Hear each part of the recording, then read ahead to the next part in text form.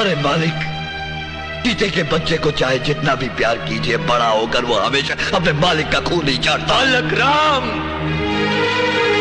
मालिक, रेशम का कीड़ा कभी गटर में नहीं जी सकता, उसी तरह गटर का कीड़ा कभी शहतूत के पेड़ पे नहीं जी सकता। अरे हमारे खून में जरूर कोई कमी रही होगी जो हमने ऐसे बेटे को जन्मा है।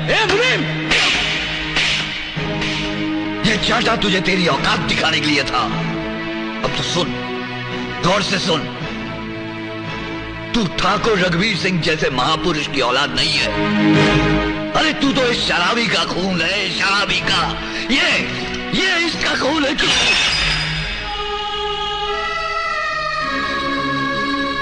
अरे मैं तो शराबी हूं, कमीना हूं, कुत्ता आदमी हूं, लेकिन मंदिर में खड़े होकर मैंने आज तक कभी किसी देवता को गाली नहीं दी जैसे तूने आज इस देवता को गाली दी है।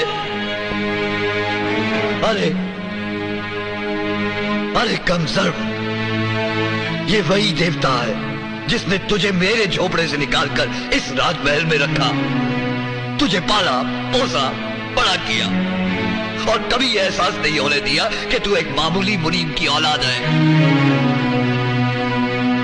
अभी तुझ में कुछ शर्म है ना तो निकल जा इस घर से।